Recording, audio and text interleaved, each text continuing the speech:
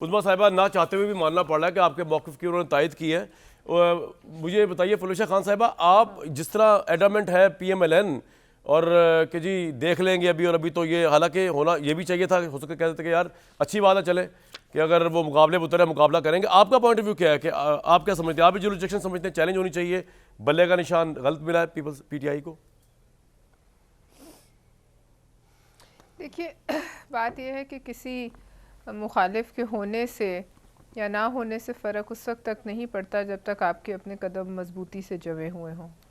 तो लिहाजा हमें तो कोई फ़र्क नहीं पड़ता, बल्ला हो या कल को कोई और निशान आ जाए या कोई निशान माइनस हो जाए। मैं तो ये समझती हूँ कि उनके अलावा जिन्होंने 9 मई के वाक़यात में जो डायरेक्टली मुलव्वस थे, गो कि एक हैरत अंगेज़ बात है कि उनमें से बहुत से लोगों के कागजात जो हैं वो मंजूर हो गए। जी, लिहाजा ये एक अलग बहस है कि आज तक किसी को सज़ा नहीं हुई, लेकिन उनके कागजात जी। अब मुझे ये समझ नहीं आती कि अगर यही मेयार है, कागज़ मंजूर हो गए हैं, तो फिर जिसने कोई बिल नहीं दिया, कोई कर्जा नहीं दिया, कहीं कोई जो है उसके ड्यूज़ रह गए हैं, वो कन्विक्ट ना हुई अभी तक। देखिए ये बड़े जराइम हैं। या वो कन्विक्ट नहीं अभी तक। मैं उनकी बात नहीं करी, जी जी, मैं उनकी बात नहीं करी, और बहुत से लोगों के ठीक ठीक जो है कागजात जो है वो जो इनकी टॉप टियर लीडरशिप थी, जो उससे इश्तियाल दिला रही थी या जो लोगों को हाँक रहे थे GHQ की तरफ, उन सब के कागजात जब मंजूर हुए तो मेरे दिल में सवाल पैदा हुआ कि जराइम की भी आखिर कोई नौयत होती है। सही।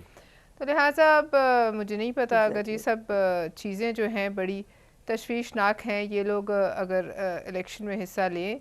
बहरहाल मैं ज़ाती तौर पे समझती हूँ कि किसी मुखालिफ के इलेक्शन के मैदान से उसको पकड़ के ख़ुद बाहर निकाल देना है उसके होने ना होने से। देखिए खुश तो अलग बात है, खुश तो हम बहुत सी चीज़ों पे हो जाते हैं, खुशी तो हम छुपा भी सकते हैं, लेकिन बात यह है कि ठीक है, अगर पाँव मजबूत है, हमारे अवाम पे एतमाद है, तो बेशक बल्ला हो कि हमें तो कोई उससे खौफ नहीं है। बिल्कुल ठीक। लेकिन बहरहाल अभी तक की आज शाम तक, जब तक अभी तक एज वी टॉक, तो इलेक्शन कमीशन नहीं गया सुप्रीम कोर्ट में, बल्ला जो है वो रिइंस्टेट हो गया। बल्ला बिल्कुल ठीक। देखिए मैं कुछ कह नहीं सकती, कल चले जाए, लेकिन हो सकता है रात को चले जाए, कुछ पता नहीं। हालांकि आपको पता है ना पलवशा के पेशावर हाई कोर्ट ने ऑर्डर दिया कि आधे घंटे में तहरीक इंसाफ का रिजल्ट जो है इनका वो उसको किया जाए उसके ऊपर वेबसाइट पे, लेकिन वो अब तक नहीं दिया। तो या तो तौहीन अदालत के मुर्तकिब। जी उज़्मा साहिबा, मैं जरा अगर नहीं, लेकिन वो तौहीन अदालत कैसे होगी? पहले फैसला खुद तो जारी कर ले, पेशावर हाई कोर्ट पहले तफसीली फैसला खुद तो जारी कर ले, फिर ही किसी पे तौहीन लगाएंगे ना।